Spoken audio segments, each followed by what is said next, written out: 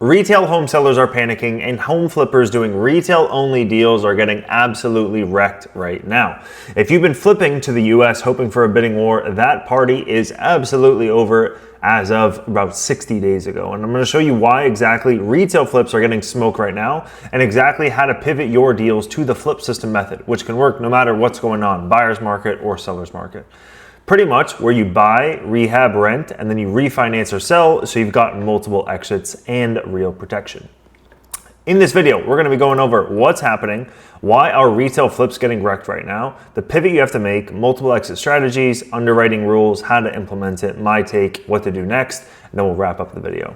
Before we get into it though, 90% of you watching are not subscribed, so please make sure to like and subscribe to my channel to get more videos like this.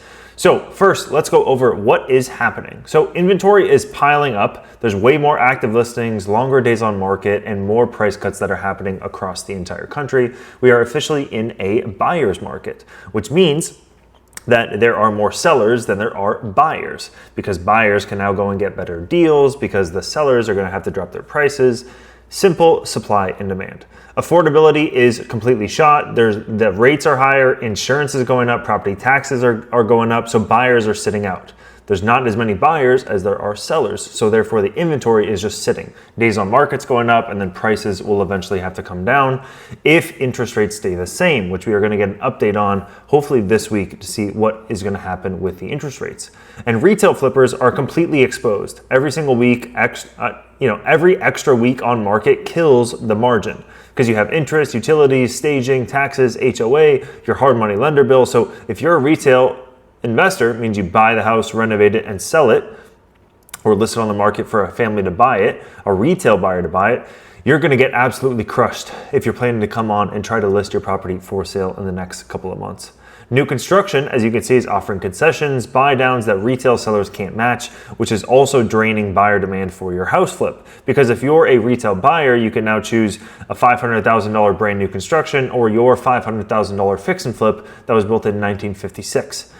If I'm the buyer, I'm going to go and get the $500,000 new construction property, because they're also, some of them are even doing like locked in interest rates, like lower interest rates. So instead of going and getting a loan for 6 or 7%, they're seller financing for 3 and 4%, which is absolutely insane. So if your only exit on your real estate deal right now is sell retail fast, you're gambling with loaded dice. Why are they getting crushed? ARV is squishy, right? Comps right now on the market are from the spring, but buyers today won't pay those prices because the market has changed in the last couple of months to be a buyer's market. The carry cost balloon, hard money is going to be at 10 to 12%, plus you have points, plus extra month. It pretty much is going to like bleed you out, essentially, if you are doing a retail flip, because of the days on market getting longer and longer. And if you have to drop the price on your property by like 3 to 5% to chase the market, your profit just vanished. Most house flippers are 10 to 15% profit margin. If you have to drop the price by 5 or 10%, there goes all your profit for that deal. But hell, at least you didn't have to pay for this balloon. So if you can get out of your retail flip right now and not have to lose money, that's a pretty good trade-off right now, in my opinion. Inspection retrades as well. If you're doing retail and you haven't done it before, like flipping houses, the reason why I wouldn't get into it is because a lot of the buyers who want to buy those retail houses are just going to do an inspection, and then they're going to want every single little thing done, versus selling it to like a real estate investor or selling it to a tenant. The tenant's not going to go in and be like, when I moved, I live in an apartment. I didn't move into this apartment and say, I don't like the cabinets, I don't like this, I don't like that. Therefore, instead of $3K a month, I want to pay $2,100. Doesn't happen, right? If you're a renter, you just go take it or leave it. If you don't like it, go find another place to live. Buying a retail house or a house to move into works very, very differently. And these people are going to have a lot to ask of you or for you before they move into your property that you're trying to sell. Okay. So the pivot that I would highly recommend making in a buyer's market right now is move from a single exit retail to a multi-exit BRRRR strategy, or the flip system method. So first, you still want to buy the property right. So target distressed, estate, or stale MLS listings. This is not a real rule of thumb that I like to use, but a lot of people do use this rule of thumb if you want to take it into account. I would actually recommend just going to flipsystem.com or app.flipsystem.com, and you can get our full calculator. It also has deals there. I want you to run rent comps and payment standards with Section 8, and I want you to run comps for sale comps as well. So sale and rental comps. I want you to rehab to rent ready. Don't rehab it to make it the Taj Mahal. Don't make it retail. Don't make it super nice. Focus on what the tenants and appraisers value: roof, systems, kitchen and bath, and safety. And build it to pass the Section 8 housing department as well. So you just want to make sure that if you do need to go Section 8, your renovation is up to par, and you can just have your team on the ground do that for you. Then I want you to look to rent first. So once you buy the house and renovate it, rent it out. Don't list it on the market. Focus on one strategy, just focusing on getting the property rented out. The reason why is now you're going to have rent coming in and you can pay off your mortgage. You don't need to keep on chucking out money every single month. You can actually start paying your mortgage with the rent from the cash flow. Okay. Then once it's fully rented out, you have two options. You can either refinance it or sell it. Refinance it to pull cash out once stabilized, or you can sell it to an owner occupant or to a cash flowing investor at a cap rate that they want to buy.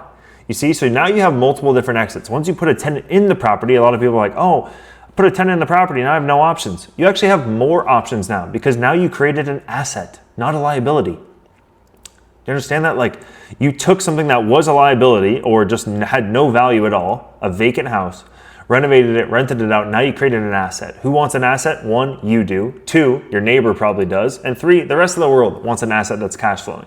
So now you can go and try to sell that asset to other people to hopefully have them buy it from you.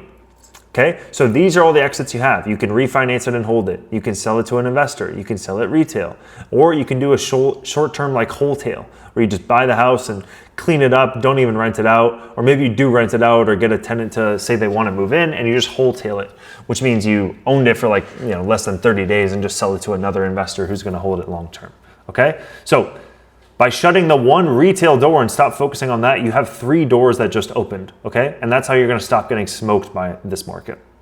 Some rules that you don't get stuck. Also, go to app.flipsystem.com, go here and you can register to get the app.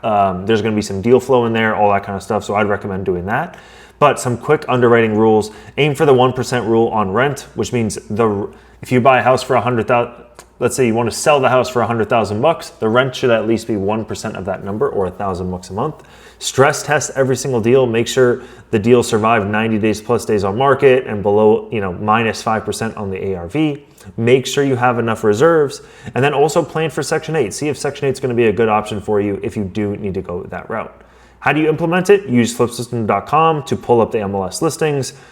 Go through those listings, analyze them for 1, a retail flip, and 2, a BRRRR, or the flip system method. If B works, you can risk A, not the other way around. A lot of people like this retail flip because it's a shiny object. Don't focus on that right now. You need to focus on this. Okay? And then the rehab, build to rent ready standards. Don't do the HGTV. Don't build the Taj Mahal, as I like to say. Just make the property clean, safe, and livable. That's all you need to care about right now. And then you can lease the property, put the property manager in place, and then you can either refinance it or sell that property on martelturnkey.com. You can refinance it, keep it in your own portfolio. You can send it out to friends and family to see if they want to buy it. So that's what my recommendation would be. Again, this is a horrible time to bet on retail flips, and I had a couple phone calls last week with people that were doing retail fix and flips. I would not recommend it, but it's a great time to buy right, rehab smart, rent it, and let the refinance or sale happen on your terms. The people with multiple exits will survive and scale, while one exit flippers will get wiped out, especially over the next 90 days as we see what starts to happen with the market, with the economy, with the interest rates. So thanks for watching the video. Thanks for staying until the end of the video. Make sure to like and subscribe to my channel. Please subscribe to my channel so we can get that number from 90% of you unsubscribed to more like 50%. That'd be way better. Thanks so much for staying until the end. See you on the next one.